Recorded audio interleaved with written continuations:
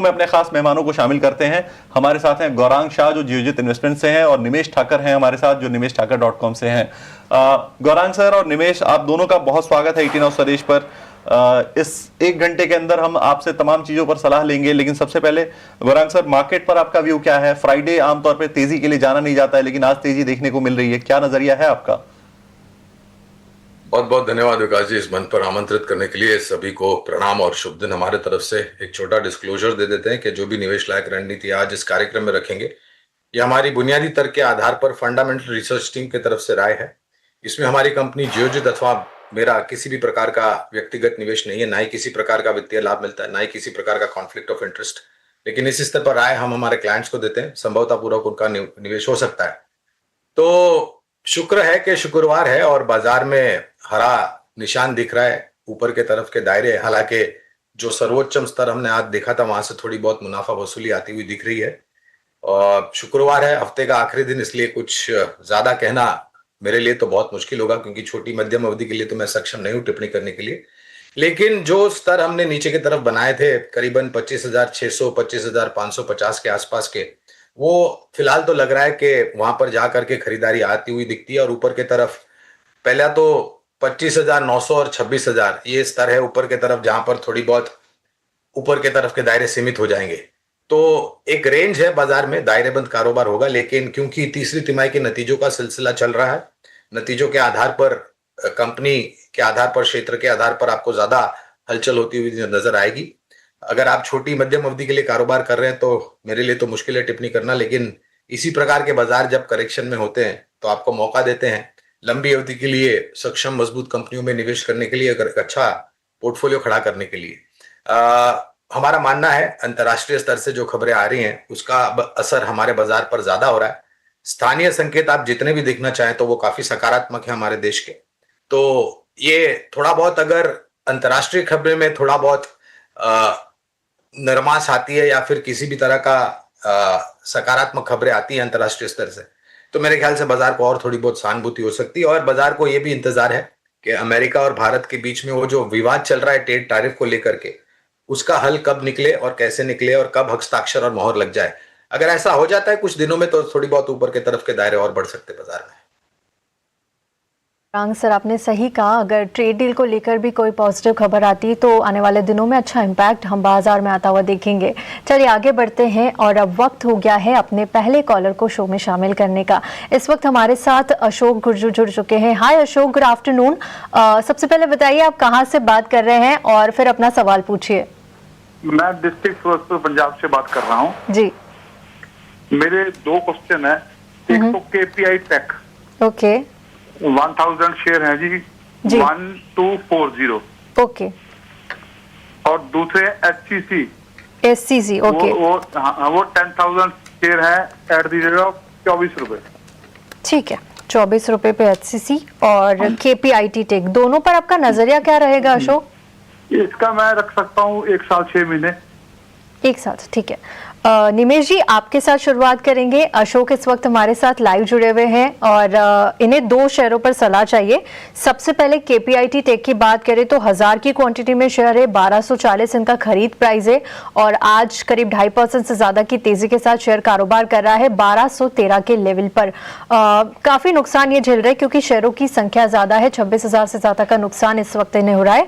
और दूसरा जो शेयर है वो एचसीसी का है, 10,000 की क्वांटिटी में इन्होंने ले रखा है और जो इनका बाइंग प्राइस है वो करीब 24 रुपए का बता रहे हैं और आज 3.25% की तेजी के साथ करीब 20 रुपए पर यह शेयर कारोबार कर रहा है। दोनों ही शेयरों पर 1 साल के लिए इन्हें राय चाहिए, क्या करना चाहिए? ज्यादा दूर तो नहीं है इनके खरीद प्राइस से, क्या इन्हें 1 साल के लिए बने रहना चाहिए? आने वाले दिनों में अच्छे रिटर्न्स यहां पर मिलते हुए नजर आएंगे।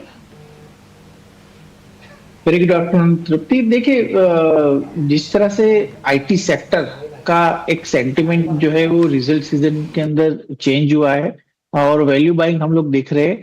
केपीआईटी का भी अगर आप देखें चार्ट स्ट्रक्चर तो काफी टाइम से स्टॉक एक साइडवे मूव में रहा है और यहाँ से ट्रेंड रिवर्सल के संकेत जो है वो मिल रहे हैं। मेरा मानना है कि आपकी एंट्री है, एक अच्छे लेवल के आसपास एंट्री की हुई है और डेफिनेटली यहाँ से आईटी सेक्टर एक ट्रेंड रिवर्सल दिखा रहा है, एक वैल्यू बाइंग दिखा रहा है, तो मैं आपको होल्ड करने की राय दूंगा। केपीआईटी का अगर स्ट्रॉन्ग सपोर्ट एरिया की बात करें तो नीचे की तरफ जो स्ट्रॉन्ग सपोर्ट एरिया आ रहा है वो 1140 के आसपास आ रहा है, बार बार वहां से स्टॉक सपोर्ट ले रहा है और बाइंग इंटरेस्ट दिखा रहा है।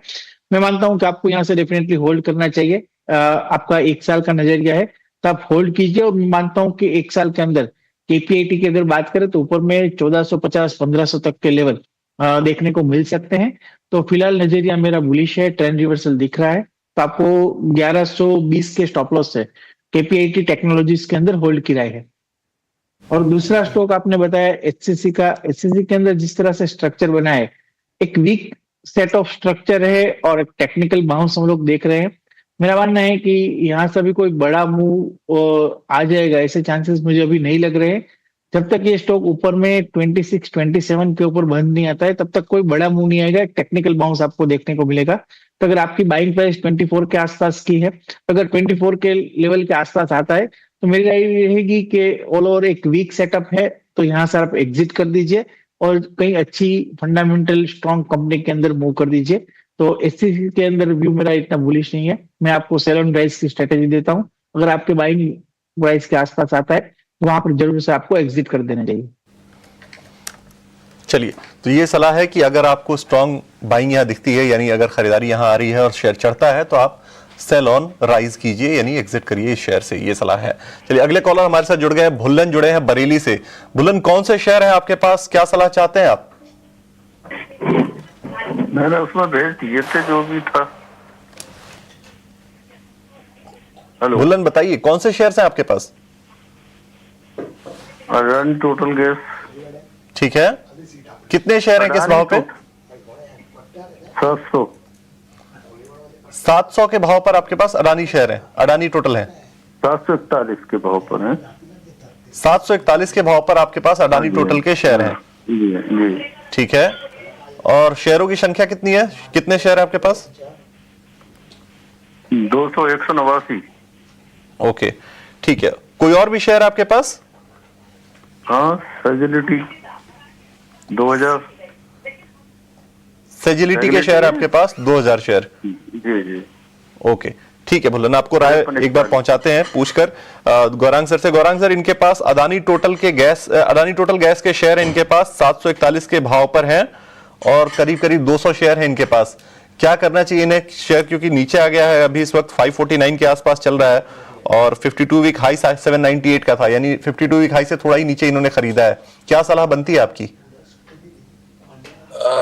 देखिए विकास जी, व्यक्तिगत रूप में तो टिप्पणी नहीं कर पाऊंगा अडानी टोटल पर, क्योंकि कवरेज नहीं है, लेकिन इस क्षेत्र के ऊपर टिप्पणी कर पाऊंगा जो शायद थोड़ी बहुत सहायता निवेशक को और दर्शक मित्रों को कर सकती है। तो जिस क्षेत्र से अडानी टोटल का शेयर जुड़ा है, मेरे ख्याल से सकारात्मक नजरिया क्षेत्र के ऊपर उभर करके आता है। अडानी समूह की ये कंपनी है, गैस की खपत को लेकर के मेरे ख्याल से ये फिलहाल जो परिस्थिति है, क्योंकि हमने देखा है कि कच्चे तेल के और खास करके कच्चे तेल के दामों में किस प्रकार से उठापटक होती है, उसी तरीके से गैस के दामों में भी अंतरराष्ट्रीय स्तर पर उठापटक होती है, क्योंकि जियोपॉलिटिकल सिचुएशन इस प्रकार के उभर करके आती है। हमने 2 दिन पहले देखा था करीबन 8-10% की बढ़ोतरी कच्चे तेल के दामों में आ गई थी, फिर लगातार गिरावट आई। अमेरिका के तरफ से ईरान के ऊपर आक्रामक परिस्थिति करने की बात है, वेनेजुएला को लेकर के जिस तरीके से आक्रामक परिस्थिति अमेरिका ने खड़ी की है वगैरह वगैरह। और ये 2 देश हैं, वेनेजुएला और ईरान, ये बहुत बड़े उत्पादन देश हैं कच्चे तेल के और नेचुरल गैस को लेकर के। परिस्थिति छोटी मध्यम अवधि में थोड़ी बहुत क्षेत्र के लिए नकारात्मक हो सकती है, लेकिन स्थानीय संकेत काफी अच्छे हैं। खपत गैस की निरंतर बढ़ रही है और सरकार के तरफ से जो ढांचा है वितरीकरण का गैस का, वहां पर भी सुधार होने की संभावना पूरी तरीके से लग रही है। नए गैस पाइपलाइंस बिछाने की बात कर रही है सरकार। तो अगर ये ऐसा होता है, खपत बढ़ती है, तो जाहिर है इस क्षेत्र से जुड़ी कंपनियों पर आय और शुद्ध मुनाफे में आय अगर बढ़ती है, क्योंकि अगर खपत बढ़ती है तो आय बढ़ती है और आय बढ़ती है तो फिर शुद्ध मुनाफे में भी एक सकारात्मक असर आने की संभावना है। विशेष रूप में टिप्पणी नहीं कर पाऊंगा, क्योंकि एक सक्षम और कंपनी है, इतना बिल्कुल कह सकता हूं अडानी टोटल गैस। विशेष रूप में टिप्पणी नहीं कर पाऊंगा खरीदारी करने की, बेचने की या बने रहने की, क्योंकि कवरेज नहीं है। ठीक है, निमेश जी, आप कोई राय देंगे अडानी टोटल गैस पर? क्या चार्ट्स में कुछ आगे जाके अच्छे लेवल्स यहाँ पर नजर आ रहे हैं आपको? देखिए, 530 एक स्ट्रॉन्ग सपोर्ट एरिया है, जहां पिछली बार भी हम लोगों ने देखा है कि यहाँ से प्राइस इंटरेस्ट आता हुआ देखा था। तो मैं मानता हूं कि अभी फिलहाल थोड़ा वेट करना चाहिए 525 के स्टॉप लॉस से। अगर 525 का लेवल ब्रेक करता है तो स्टॉक में और भी गिरावट के चांसेस है। वीक सेटअप है चार्ट का। तो अभी फिलहाल तो राय यही है कि अभी 525 के स्टॉप लॉस से इतना टाइम तक होल्ड किया है तो थोड़ा और होल्ड कर दे। एक स्ट्रॉन्ग सपोर्ट एरिया के आसपास है और ट्रेंड रिवर्सल के चांसेस बन रहे हैं। तो फिलहाल मेरी राय यही रहेगी 525 के स्टॉप लॉस से, स्ट्रिक्ट स्टॉप लॉस से होल्ड कीजिए और ऊपर में कहीं पर 600 के आसपास अगर स्टॉक आता है तो वहां पर एक बार जरूर से एग्जिट कर दीजिए। ये 525 का एक स्ट्रिक्ट स्टॉप लॉस लगाइए और 600 तक अगर आता है तो वहां पर एग्जिट की सलाह। ये टेक्निकल आपको बता दिया है, साथ ही फंडामेंटल्स राय भी आपको गौरांग सर ने इस शेयर पर दे दी है। चलिए आगे बढ़ते हैं और अगले कॉलर को शामिल करते हैं। इस वक्त हमारे साथ नवीन जुड़ गए हैं। हाय नवीन, गुड आफ्टरनून। कहाँ से बात कर रहे हैं आप और आपका सवाल क्या है? Hello ma'am, good afternoon ma'am. मैं मैम नवसारी गुजरात से बोल रहा हूँ। जी मैम मेरा सवाल है, मेरे पास ना लेमन ट्री होटल्स हैं 230 शेयर 153 के रेट पर। और ओके मेरा 3 साल का मैम लॉन्ग टर्म व्यू है, ठीक है जी, तो मैं जानना चाह रहा था कि मैम इसका क्या प्रोस्पेक्टस है, फ्यूचर प्रोस्पेक्टस। बिल्कुल नवीन जी, आपको बता देते हैं आपका 3 साल का व्यू है और लेमन ट्री होटल्स हैं आपके पास। 230 के शेयर फिलहाल आप होल्ड करके रखे हुए हैं और जो आपका बाइंग प्राइस है वो 153 का है। और आज के सेशन में लेमन ट्री में गिरावट है, करीब 2.25% से ज्यादा की गिरावट है। 146 के लेवल पर कारोबार कर रहा है, आपके लेवल से थोड़ा नीचे है। एक महीने के अंदर ही अच्छे लेवल्स 163 तक के लेवल्स हमने यहाँ पर आते हुए देखे थे, लेकिन उसके बाद से हम देख रहे हैं 7 जनवरी के बाद से यहाँ पर गिरावट का दौर जारी है और फिलहाल एक महीने के निचले स्तर पर कारोबार कर रहा है। निमेश जी, क्या राय होगी इन्हें लेमन ट्री पर, क्योंकि आज के सेशन में तो गिरावट नजर आ रही है और एक महीने के निचले स्तर पर चला गया है, ज्यादा दूर नहीं है। क्या लग रहा है चार्ट्स पर कि इनके लेवल्स आएंगे और अगले 3 साल के लिए क्या व्यू रहेगा? देखिए, इसे सेक्टर वाइज होटल सेक्टर के अंदर व्यू हमारा बुलिश है और पर्टिकुलरली लेमन ट्री की बात करें तो लेमन ट्री के अंदर चार्ट स्ट्रक्चर है थोड़ा वीक दिख रहा है। स्टॉक ने अपने 200 दिन की एवरेज का जो इंपॉर्टेंट सपोर्ट एरिया था वो भी ब्रेक कर दिया है और उसके नीचे सस्टेन हो रहा है। मेरी राय यही है कि यहाँ से बेटर होगा कि अगर ये स्टॉक ऊपर में 155 160 के ऊपर अगर नहीं जाता है तो स्टॉक के अंदर फर्दर गिरावट के चांसेस ज्यादा है और नीचे में 120 जो है वो उसका अच्छा सपोर्ट एरिया है। तो 120 तक भी ये स्टॉक आ सकता है।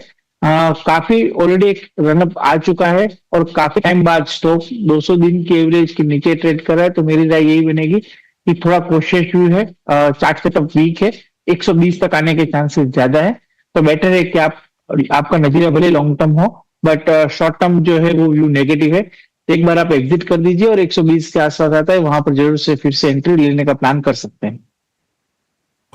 तो नवीन जी को यह सलाह है कि आप एग्जिट कर लीजिए क्योंकि शॉर्ट टर्म व्यू जो है वो नेगेटिव है, यहाँ पे अभी गिरावट और बढ़ सकती है। और नवीन जी, एक सलाह ये भी है कि अगर आपके पास इतना लॉस हो रहा था, 230 पे आपने खरीदा, शेयर 146 तक गया, थोड़ा पहले कॉल लगा लेते। हम तो रोज आते हैं 12 से 1, आपके लिए ही बैठे रहते हैं, तो आप थोड़ा और पहले लगा लेते, शायद आपका नुकसान थोड़ा और कम होता और आपको सही सलाह मिल जाती। चलिए आगे बढ़ते हैं। सुशील हमारे साथ जुड़े हुए हैं। सुशील चंडीगढ़ से जुड़े हैं। सुशील, कौन से शेयर है आपके पास और क्या सलाह चाहते हैं आप?